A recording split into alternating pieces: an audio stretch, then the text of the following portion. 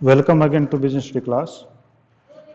Yes, today we will discuss our last chapter of this syllabus of this year, that is chapter number 10. आपका जो है ये chapter number 10 है। ये mic बेटा किसका है और बंद कर दीजिए। इंटरनेशनल बिजनेस,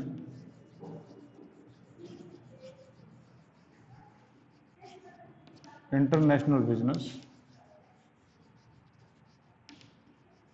अभी तक तो हम जो है वो कर रहे थे केवल आपके इंटरनल बिजनेस।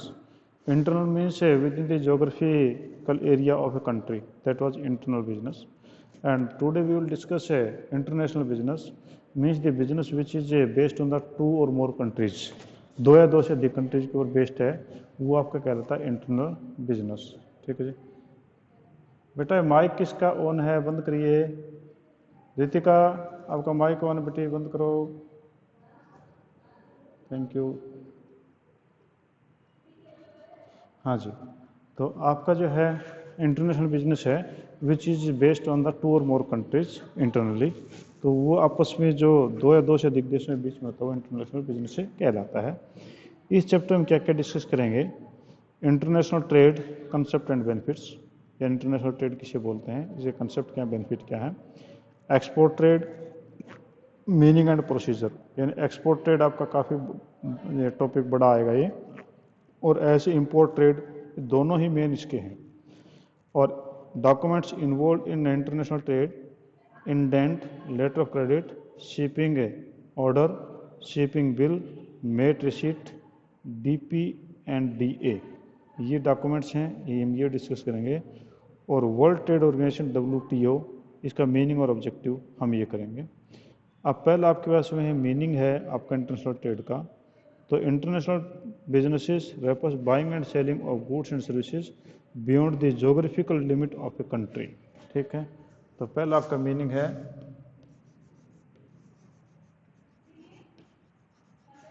तो वो मैंने आपको थोड़ी देर पहले बताया था कि which is beyond the geographical area of a country, या the business which is within more 1 और 2 और मोर कंट्रीज, 2 से अधिक देशों के बीच में बिजनेस होता है, वो आपका क्या रहता है, इंटरनेशनल बिजनेस। अब ये कितने प्रकार का है, तो ये आपके फर्स्ट चैप्टर में भी आया था। तो पहला एक्सपोर्ट, फर्स्ट है एक्सपोर्ट इन निर्यात, सेकंड इंपोर्ट, इंपोर्ट इन आयात, और थर्ड इंटरपोर्ट। इंटरपोर्ट यानी इंटरपोर्ट का मतलब है कि एक देश से आपने माल लिया और फिर किसी दूसरे देश को बेच दिया, अपने देश में, अपनी कंट्री में अपने यूज उसको किया ही नहीं, तो ये आपका क्या कहलाता है, इंटरपोर्ट। नेक्स्ट है नेचर ऑफ एक्सटर्नल ट्रेड, आपका नेक्स्ट आप कैसे है, nature of external trade.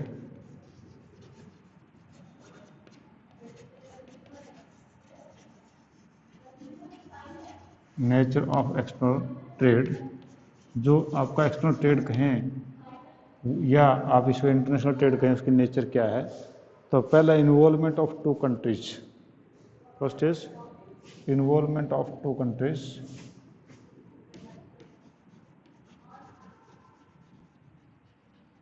Involvement of 2 countries.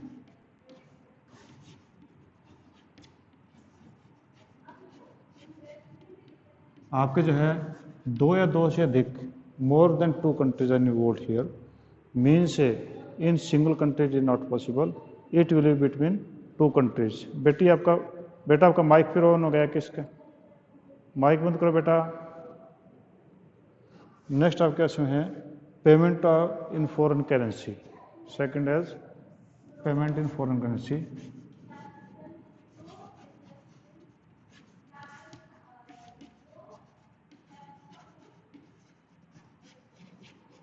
आपकी जो पेमेंट होगी वो फॉरेन करेंसी में होगी।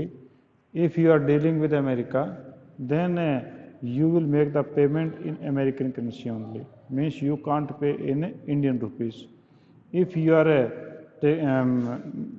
making the export or import from other country, then their local currency will be involved there, तो वहाँ पर जो है इस प्रकार से आपकी पेमेंट जो फॉरेन करेंसी के अंदर आपकी होती है। ठीक है, आपकी problems of international business, international business की क्या प्रॉब्लम्स हैं, तो आपकी जो है ये नेचर दो ही थी, एक तो दो या दो से अधिक कंट्री मिलेंगे, और दूसरा जो है ये था कि आपके फॉरेन करेंसी में आपकी होगी। ठीक है, अब प्रॉब्लम्स कौन कौन सी इंटरनेशनल बिजनेस में कौन कौन सी प्रॉब्लम्स आती हैं, हम उनको डिस्कस करते हैं।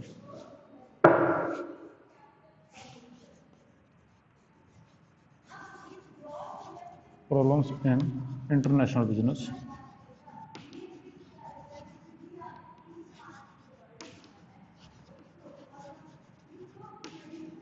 इंटरनेशनल बिजनेस में प्रॉब्लम कौन कौन सी हैं, तो पहले प्रॉब्लम आपके पास में है legal procedure. First is legal procedure.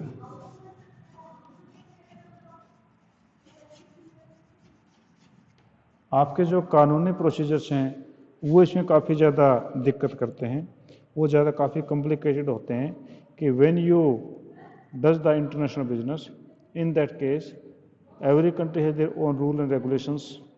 They have to fill many documents, custom clearance, conversion of rupees into foreign currency, booking of ship. It means there is many type of the legal procedures involved that create the problems. Next is restrictions.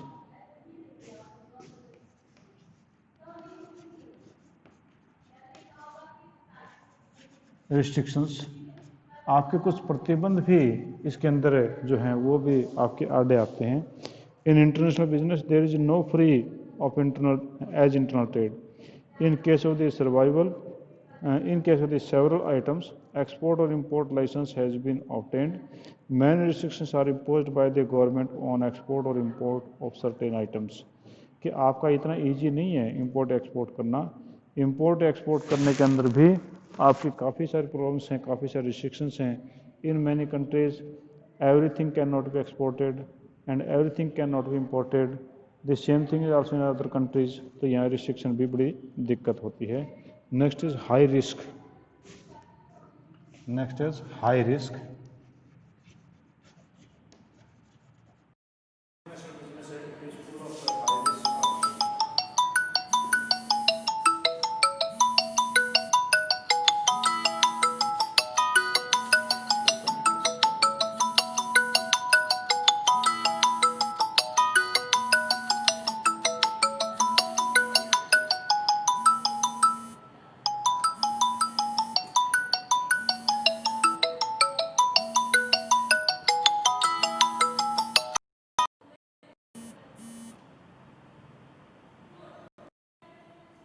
हाँ जी, तो आपका जो है बीच में call आ गई थी, sorry.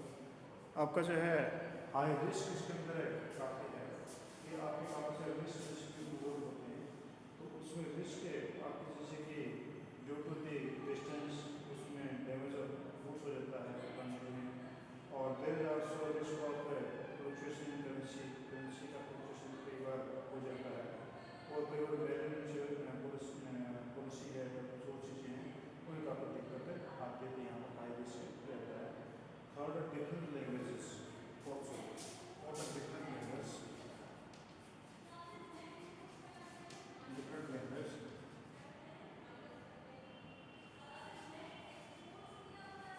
Different language. आपके यहाँ पर जो लैंग्वेज बैरियर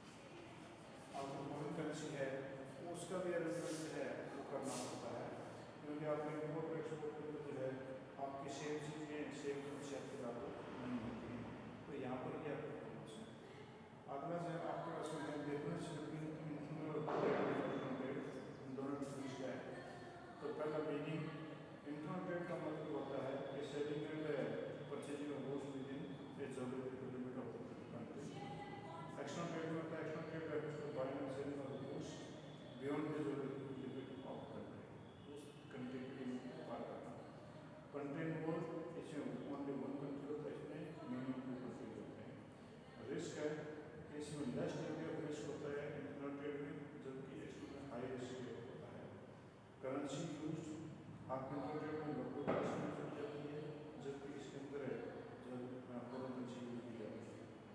प्रोसीजर मोड आपका इंटरनेट में लोकल प्रोसेसिंग नहीं है, जबकि एक्सटर्नल में अलग प्रोसेस होते हैं।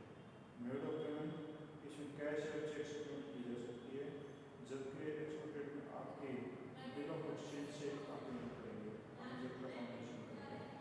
लीगल रूल्स एंड रेगुलेशंस, आपके नेशनल लॉ एंड रेगुलेशन जो एप्लीकेबल होते हैं, जबकि एक्सटर्नल के अंदर जो है वो international rules and regulations applicable होते हैं।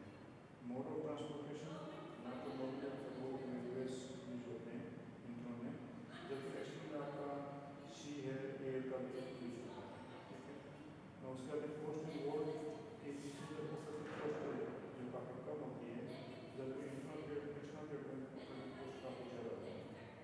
Effort of foreign users, internet से आपके फॉरेन यूजर को प्रेस नहीं होता, जबकि एक्सटर्नल से आपको फॉरेन यूजर को काफ़ी ज़्यादा असर पड़ता है। अगला है reasons for international business. International business हम करते हैं और क्या बिजनेस करेंगे, तो हम बिजनेस के और बिजनेस करते हैं, तो इंटरनेशनल बिजनेस आ गया, वो कौन कौन से रीजन्स हैं बिजनेस के।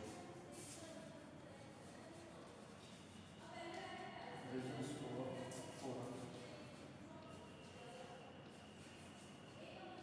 बिजनेसेस, फॉरेन बिजनेस के रीजन कौन कौन से हैं, तो आपके बिजनेस के रीजन हैं। पहला कि country can not produce equally well और चीप ओल दे नीड, कि country can not produce equally well and cheap, यानी हम कहें कि no equal distribution,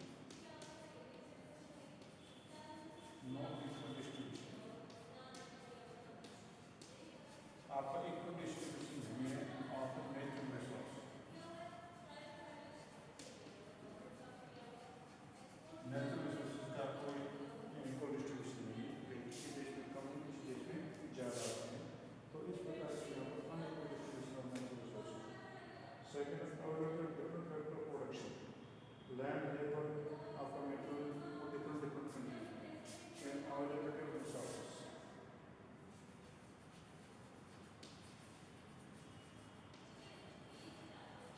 availability of resources, आपका जो है रिसोर्सेज है, कहीं पर लैंड सर्विस है, कहीं पर लेबर सर्विस है, कहीं पर दूसरे सर्विसेज हैं, तो वहाँ पर कौन सी जगह चीप पड़ता है वो चीज़ें देखी जाती है। और नेक्स्ट आपका क्वेश्चन है डिफरेंस इन लेबर प्रोडक्टिविटी, आपकी लेबर प्रोडक्टिविटी है वो डिफरेंट करती है। लेबर प्रोडक्टिविटी आपके डिफरेंट एरिया के लेबर से डिफरेंट रीजन आपकी एक्सपोर्ट होती है, और वहाँ पर इस प्रकार से जो है आपके जो कॉस्ट ओवर फैक्टर काफ़ी ज़्यादा इसमें काम करता है।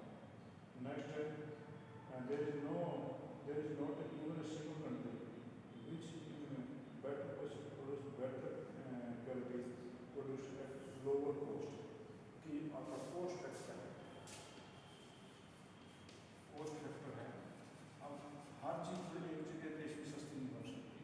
अब अमेरिका की जो कंपनी है, गाड़ियों कंपनी है, वो जो है आपका जो रॉ मटेरियल वो इंडिया में तैयार करती है, यानी आपकी मशीनरी जो इंडिया में तैयार करती है, असेंबलिंग जो है वो जाकर के बांग्लादेश में करती है, और एक्सपोर्ट जो है वो श्रीलंका से करती है, क्योंकि इंडिया में आयरन और सस्ता है, और आपका जो है बांग्लादेश के अंदर आपकी लेबर सस्ती है, और श्रीलंका के अंदर जो है अमेरिका तक गाड़ियाँ पहुँचाने का जो एक्सपोर्ट जो टैक्स है, कस्टम ड्यूटी काफ़ी कम है। तो इसका मतलब कि तीनों चार फैक्टर्स को मिलाकर के लास्टली गाड़ी जो बनती है, तो आपका जो कॉस्ट फैक्टर है वो भी इसके ऊपर काम करता है। ठीक है जी। और लास्ट है as a result each country find the advantages to produce choose those selected goods और services that it can produce more efficiently and effectively and procuring the rest for trade with the other countries. तो ये कहना कि कौन सा देश किस जगह पे एफिशिएंटली काम कर सकता है, तो उसी चीज़ को डॉक्टर करता है, इसलिए जो है आपके इंटरनेशनल बिजनेस या फॉलोइंग बिजनेस आपके करने जरूरी है। ठीक है, आज हम ज़्यादा नहीं करेंगे क्योंकि हमारा 3 दिन में चलते खत्म हो जाएगा। और उसके बाद में फिर मैं जो है आपके पास एक क्वेश्चन पेपर भेजूँगा। वो क्वेश्चन पेपर जो हैं वो 10 क्वेश्चन पेपर विद सोल्यूशन। ठीक है, तो 10 क्वेश्चन पेपर विद सोल्यूशन मैंने प्रिपेयर किए हैं और हम उनको फिर जो है सीधा शेयरिंग बेस में डिस्कस करेंगे। और उसके बाद में शायद कोई क्वेश्चन आपके उसमें बचे कि जो आपके सिलेबस से बाहर हो, तो आपका जो है मैक्सिमम सिलेबस उसमें कवर हो जाएगा और आपके जो एग्ज़ाम्स में उससे बाहर कोई क्वेश्चन आने की संभावना नहीं रहती है। वो इस प्रकार से तैयार किए। ठीक है, तो आप लाइन पर लगातार जो बने रहना और साथ साथ क्लास आपने लगानी है ताकि हमें दिक्कत ना आए एग्जाम में। ठीक है, तो कोई क्वेश्चन आपने पूछना आप पूछ सकते हैं मेरे से, otherwise thank you, have a nice day. हम मंडे फिर मिलते हैं।